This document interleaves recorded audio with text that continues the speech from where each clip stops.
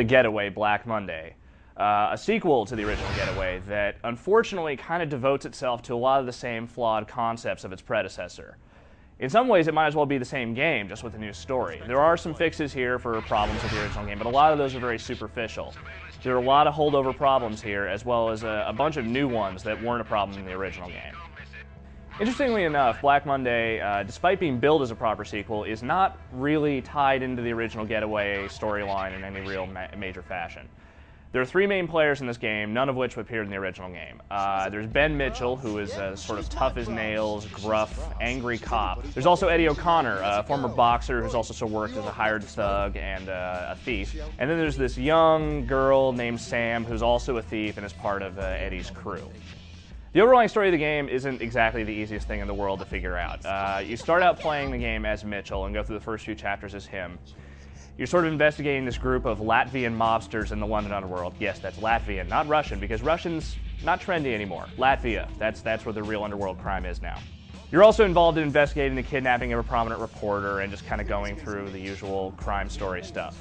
Then the game kind of abruptly shifts over to Eddie, and you're involved in this sort of major heist with a crew of misfits from his local boxing gym. Sam is sort of a part of this crew, and that's kind of where she gets into the whole picture. The basic stories for each character kind of make sense. You know, you can kind of see where they're going, where everything is happening, and it all works.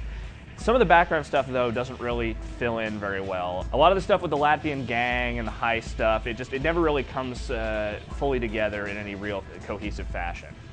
The main problem is just that the narrative doesn't really ever give you a clear picture of the whole story, and because the dialogue is so geared towards the very authentic Londoner dialogue, it doesn't all make a ton of sense. Well, the voice acting and the story are mostly very enjoyable. The gameplay in Black Monday is not so much. Each of the three characters in the game sort of has their own distinct style of gameplay, though none of them really kind of mesh together in any really particularly good way. Mitchell's sections kind of just sort of play out as this very basic third-person shooter stuff. The one unique thing is that you can kind of arrest guys as you come across them just by pressing a button, but that's also kind of silly because all you have to do is get near a guy and press the button and you arrest him automatically. Even if he's like shooting you in the face at the time, he will just stop that and stop putting up a fight. Mitchell also just isn't a very interesting character. He's just kind of gruff and angry all the time. There's no real sympathy for him. Eddie, on the other hand, is a far more interesting character, and his sections actually is where the game kind of picks up a little bit. There's more variety to his gameplay. He can pick up more weapons, kind of picks up a lot of guns just sort of off the ground, so you'll see him double fisting a lot of Uzis and machine guns and things like that. Plus he can use blunt objects like bats, and because he's a boxer, he can also kind of get into fisticuffs with any thug that comes along. Well, Eddie's sections are fine. There is one major fault with Eddie's story, and that is with the Sam missions. Sam is an entirely stealth-based character, and the stealth missions are god-awful. Sam has absolutely no attacks whatsoever, so all you're doing is sneaking around buildings, trying to avoid guards, and it just doesn't work very well because there's nothing to do. All you do is just kind of walking around. You know, you get caught, you're dead, that's it. That is, unless, of course, you find ways to exploit the enemy AI, which you can actually do.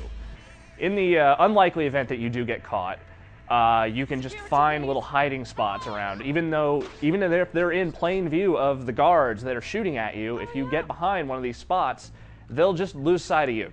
There are also all these non-enemy NPCs that are just kind of standing around, and if they catch wind of you, then they'll just run shrieking away like you're some kind of goblin coming out of the dark, even though you're just this 19-year-old girl in a baseball tee just kind of sneaking around. With all that said, there are a few things in Black Monday that are improved compared with the last game. Namely, the driving portions of the game are far less frustrating than were in the original Getaway, thanks to a sped-up traffic flow that doesn't really prevent you from completing missions just because you can't get around cars anymore. Cars can take a whole lot more damage than before, so you're not just going to wreck after getting hit a couple of times. And thankfully, this time the turn signals don't get broken while you're playing. Unfortunately, there is also less driving in the game overall. The driving missions are far less the focus here. There's a lot more of the third-person action stuff. Overall, Black Monday is a far less frustrating game than its predecessor, but it's also a much shorter one because of it. You can kind of blow through the whole thing in about 9 hours. And there's really not a whole lot of reason to kind of stick around in the game, kind of play it over again, except for one alternate ending you can get if you make this sort of moral choice at a branching point in the storyline that you may not even be able to quite figure out is there, because it's not real obvious.